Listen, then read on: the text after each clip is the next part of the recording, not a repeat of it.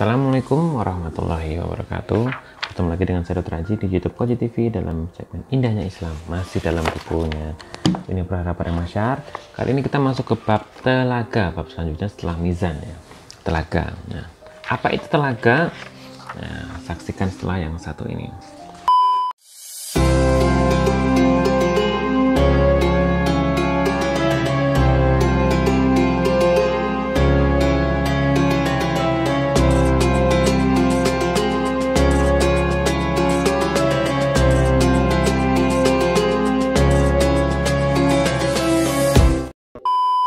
Oke, kita akan membahas tentang telaga. Ciri-ciri telaga dulu. Pensyarah At-Tawawiyah menjelaskan, dari serangkaian hadis yang menyebut tentang ciri-ciri telaga, dapat disimpulkan telaga tersebut besar, mulia, berasal dari minuman surga dari telaga Kautsar, lebih putih dari susu, lebih dingin dari es, lebih manis dari madu, lebih wangi dari minyak kasturi, sangat luas sekali, memiliki panjang dan lebar yang sama, luas setiap satu sisinya, satu perjalanan 1 bulan. Disebutkan salah satu hadis, setiap kali diminum, telaga akan semakin bertambah dan meluas. Di sela-sela kasturi dan kerikil telaga muncul mutiara. Potongan emas menumbuhkan warna-warna permata, Maha Suci Al-Khaliq yang tidak lemah oleh apapun. Disebutkan dalam beberapa hadis, setiap nabi memiliki telaga, dan telaga nabi kita paling besar, paling manis, dan paling banyak yang mendatangi. Makna telaga, tempat, dan ciri-cirinya secara detail. Syekhul Islam Ibnu Taimiyah menjelaskan, di tengah pelataran hari kiamat terdapat telaga Nabi yang didatangi banyak manusia. Syekh Ibnu Utsman menjelaskan, Ar-Rasad bentuk jamak Ar-Asah, artinya tempat luas di tengah-tengah bangunan. Yang dimaksud di sini adalah tempat-tempat pemberhentian hari kiamat. Telaga pada dasarnya adalah tempat perkumpulan air. Yang dimaksud di sini adalah telaga Nabi. Telaga dibahas dari berbagai segi. Yang pertama, telaga Nabi sudah ada pada saat ini. Berdasarkan riwayat dari Nabi, suatu ketika beliau menyampaikan khutbah di tengah para sahabat, lalu beliau bersabda, "Demi Allah, aku melihat telagaku saat ini." Berkenaan dengan tempat telaga Nabi, diriwayatkan dari Abu Hurairah, Rasulullah bersabda, "Antara rumahku dan mimbarku terdapat salah satu taman surga, dan mimbarku berada di atas telagaku." Syekh Ibnu Utsman menjelaskan, kemungkinan telaga berada di tempat tersebut namun tidak bisa kita lihat karena termasuk masalah gaib, atau kemungkinan mimbar Rasulullah pada hari kiamat kelak diletakkan di atas telaga. Kedua, dari mana air telaga berasal?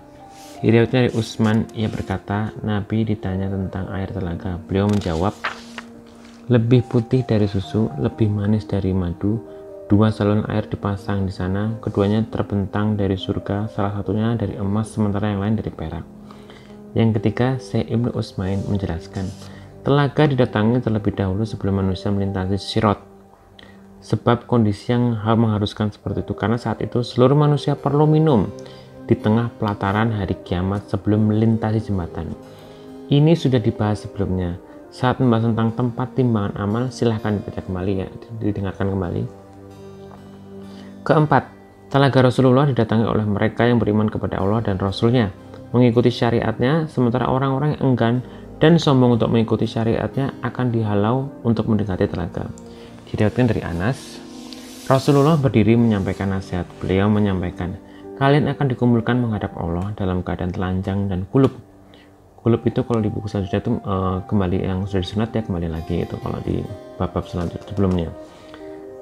Kemudian beliau membaca, sebagaimana kami telah memulai penciptaan pertama, begitulah kami mengulanginya. Itulah suatu janji yang pasti kami tepati, sesungguhnya kamilah yang akan melaksanakannya. Ingat, manusia pertama diberi pakaian pada hari kiamat adalah Ibrahim. Ingat, beberapa lagi kaumku didatangkan, mereka dibawa ke golongan kiri lalu berkata, ya Rob, mereka sahabat-sahabatku.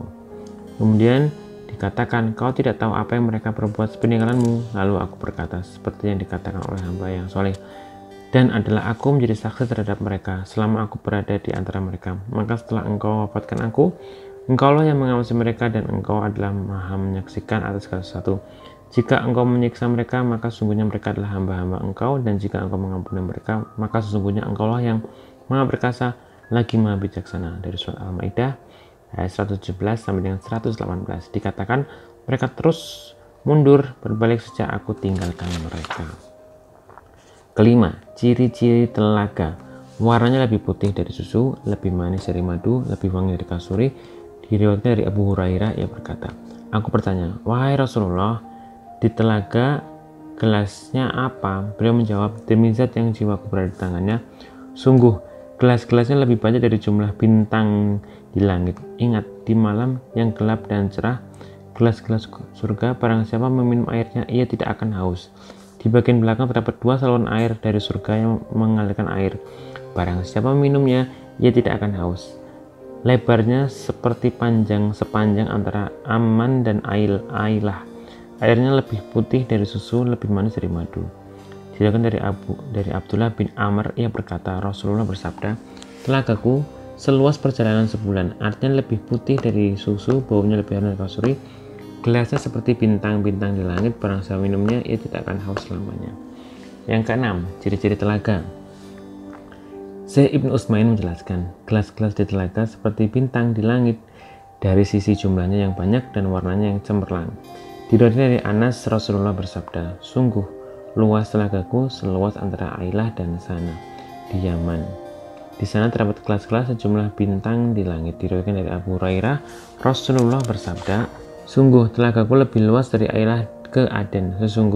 Sungguh airnya lebih putih dari es, lebih manis dari madu. Sungguh gelas-gelasnya lebih banyak dari jumlah bintang di langit. Sungguh aku menghalau orang-orang seperti orang menghalau unta milik orang lain dari telaganya. Para sahabat bertanya, apa engkau mengenali kami saat itu? Beliau menjawab, ya, kalian memiliki tanda yang tidak dimiliki oleh seorang pun dari umat-umat lain. Kalian mendatangi dalam keadaan memburatkan cahaya karena sisa wudhu. Udah pernah dibahas ya tentang wudhu ya. Ini. Ketujuh, efek meminum air telaga Nabi. Diriwayatkan dari Sal bin Sa'ad, ia berkata, Rasulullah bersabda, sungguh aku mendahului kalian di telaga. Barang siapa melintasiku, ia minum, dan barang siapa yang minumnya tidak akan haus selamanya. Sungguh beberapa kaum akan mendatangimu, aku mengenal mereka dan mereka mengenaliku, kemudian aku dan mereka terhalang. Kedelapan, luasnya telaga Nabi. Telaga Nabi seluas jarak antara Ailah hingga Sana di Yaman. Diriwayatkan dari Anas bin Malik, Rasulullah bersabda, sungguh luas telagaku seluas antara Ailah dan Sana di Yaman. Di sana terdapat gelas-gelas sejumlah bintang di langit. Lebar telaga Nabi selebar antara tempat Nabi hingga ke Aman. Diriwayatkan dari Sauman, Rasulullah bersabda, sungguh aku berada di tengah-tengah telagaku, aku menghalau orang-orang untuk penduduk Yaman, aku memikul dengan tongkatku hingga air telaga mengalir untuk mereka. Beliau ditanya tentang luasnya, beliau menjawab, dari tempatku ini hingga Aman. Beliau ditanya tentang airnya, beliau menjawab, lebih putih dari susu, lebih manis dari madu, 2 saluran air mencelup ke dalamnya, kedua yang terbentang dari surga, salah satunya dari emas dan yang lain dari perak. Diriwayatkan dari Abu Abdullah bin Amr bin Ash, ia berkata, Rasulullah bersabda, telagaku seluas perjalanan sebulan, airnya lebih putih dari air susu, baunya lebih harum dari kasuri, gelasnya seperti bintang-bintang di langit, barang siapa minumnya, ia tidak akan kehausan selamanya. Syekh Ibnu Utsmain menjelaskan, telaga dengan luas seperti itu, panjangnya sejauh perjalanan sebulan dan lebarnya sejauh perjalanan sebulan. Setiap sisinya tidak lain telaga tersebut berbentuk bulat. Jarak seperti berdasarkan jarak yang dikenal di masa Nabi, perjalanan menggunakan unta seperti yang lazim mereka kenal.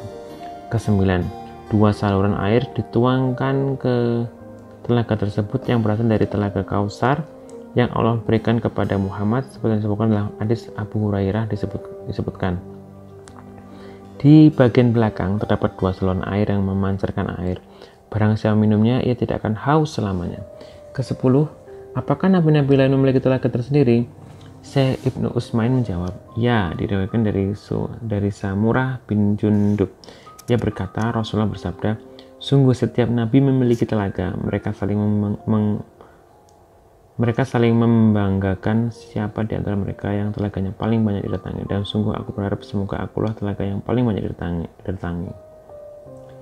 Diriwayatkan dari Zaid bin Akram, ia berkata, suatu ketika kami bersama Rasulullah, kemudian kami singgah di suatu tempat. Beliau bersabda, tidaklah kalian mencapai 1 dari 100.000 bagian dari orang-orang yang mendatangi telagaku. Perawi bertanya, berapa jumlah kalian kala itu? Zaid bin Akram menjawab, 700 atau 800 orang. Nabi orang pertama yang tiba di telaga. Diriwayatkan dari Syal bin Sa'ad al-Asari, ia berkata, Rasulullah bersabda, sungguh aku mendahului kalian di telaga, barang siapa melintasiku, ia minum, dan barang siapa yang minum, ia tidak akan haus selamanya. Sungguh beberapa kaum akan mendatangiku, aku mengenal mereka dan mereka mengenaliku, kemudian aku dan mereka terhalang. Orang pertama mendatangi telaga setelah Nabi. Diriwayatkan dari Sauban, ia berkata, Rasulullah bersabda, manusia pertama yang datang ke telaga adalah kaum fakir muhajirin, rambut lusuh, berpakaian kotor, mereka yang tidak menikah dengan wanita-wanita kaya, dan pintu-pintu yang tertutup tidak dibukakan untuk mereka. Mereka yang terhalau dan diusir dari telaga Nabi. Imam Qurtubi menjelaskan, ulama kita menyampaikan setiap orang yang murtad dari agama Allah atau membuat-buat suatu hal di dalam agama yang tidak Allah ridhoi dan izinkan, mereka itulah orang-orang yang terusir dari dan jauh dari telaga Nabi. Dan yang paling terusir adalah orang yang menentang dan berpisah dengan jamaah kaum muslimin, seperti Khawarij dengan berbagai sektenya, Rafidah dengan perbedaan kesesatnya, Mu'tazilah dengan beragam jenis hawa nafsunya.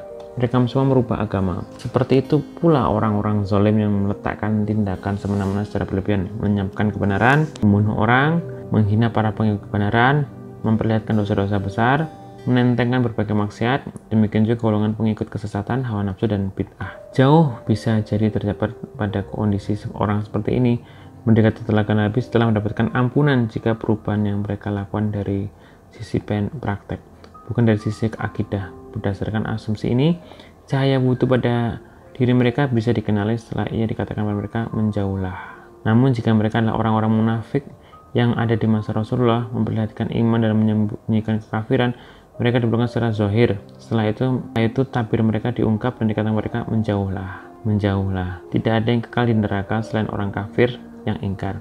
Di hatinya tidak ada keimanan meski seberat biji sawi pun. Diriwayatkan dari Abu Abdullah bin Mas'ud, ia berkata, Rasulullah bersabda, aku mendahului kalian di telaga. Sungguh aku diangkat kepadaku segolongan orang dari kalian saat aku meraih untuk mendapatkan mereka. Mereka terhalau, lalu aku berkata, ya Rob, mereka sahabat-sahabatku. Kemudian dikatakan, kau tidak tahu apa yang mereka perbuat setelahmu. Diriwayatkan dari Abu Hurairah, Rasulullah bersabda, segolongan dari sahabat-sahabatku, umatku akan mendatangiku pada hari kiamat. Mereka diusir dari telagaku, lalu berkata, ya Rob, mereka sahabat-sahabatku. Kemudian dikatakan, sungguh kamu tidak tahu apa yang mereka perbuat setelahmu, mereka murtad. Diriwayatkan dari Abu Hurairah, ia berkata, Rasulullah bersabda, sungguh telagaku lebih luas dari Ailah ke Aden. Sungguh airnya lebih putih dari es, lebih manis dari madu. Sungguh gelas-gelasnya lebih banyak dari jumlah bintang di langit. Sungguh aku menghalau orang-orang seperti halnya. Sesungguhnya aku menghalau orang seperti halnya seorang yang menghalau unta milik orang lain dari telaganya.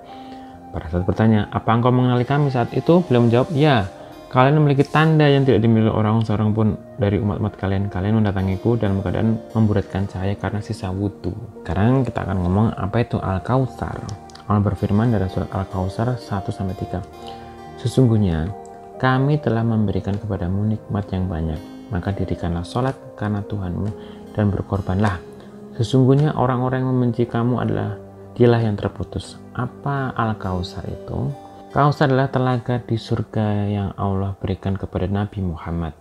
Diriwayatkan dari Aisyah, Abu Ubaidah bertanya kepada tentang firman Allah, sesungguhnya kami telah memberikan kepadamu nikmat yang banyak. Aisyah menjawab, sungai yang diberikan kepada Nabi kalian, kedua tepinya mutiara cekung, gelasnya sejumlah bintang. Sekarang kita akan lihat. Jadi kan ini dari Kautsar itu dari Kautsar itu kan dimasukkan ke dalam telaganya Nabi. Nah, ciri-cirinya bagaimana?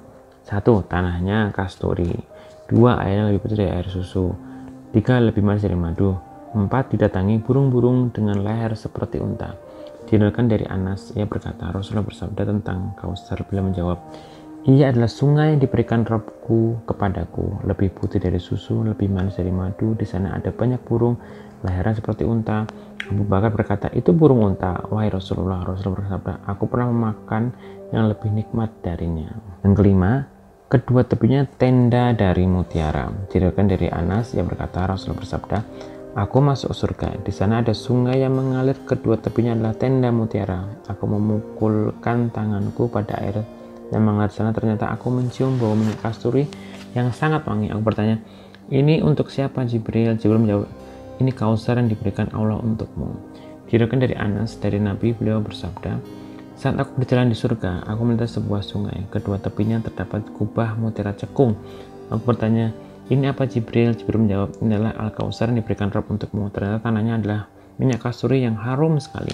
Yang keenam, gelasnya sejumlah bintang di langit. Diriwayatkan dari Anas bin Malik yang berkata, suatu ketika saat Rasulullah berada di tengah-tengah kami, tiba-tiba beliau tidak sadarkan diri. Setelah itu beliau mengangkat kepala dengan tersenyum. Kami bertanya, apa yang membuatmu tertawa wahai Rasulullah? Beliau menjawab, baru saja satu surah diturunkan kepadaku. Beliau membaca dengan nama Allah yang Maha Pengasih Maha Penyayang.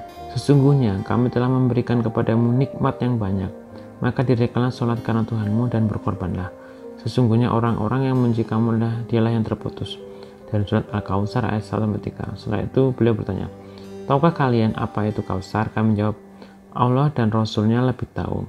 Beliau bersabda, ia adalah sungai yang dijanjikan Allah kepadaku. Di sana terdapat banyak sekali kebaikan. Ia adalah telaga yang didatangi umatku pada hari kiamat. Gelas-gelasnya sejumlah bintang. Kemudian seorang hamba di antara mereka dihalau. Lalu aku berkata, ya umatku. Lalu dikatakan, kau tidak tahu apa yang mereka perbuat sepeninggalanmu. Apakah telaga Nabi adalah Al-Kautsar? Ibnu Hajar menyatakan dalam Fahrul Bahri, telaga Nabi bukan Al-Kautsar karena Al-Kautsar ada di surga, sementara telaga Nabi ada di luar surga. Hanya saja air telaga Nabi berasal dari Al-Kautsar. Ciri-ciri Al-Kautsar sama seperti telaga Nabi dari sisi air dan gelasnya. Nah, itu adalah tadi gambaran daripada telaga Nabi dan juga Al-Kautsar. Jadi mudah-mudahan kita dikenali oleh Nabi Muhammad dari dari sisa wudhu kita seperti yang sudah dijelaskan video sebelumnya, dan kita bisa singgah di telaga Nabi. Sekian dari saya, semoga informasi ini bermanfaat. Wassalamualaikum warahmatullahi wabarakatuh.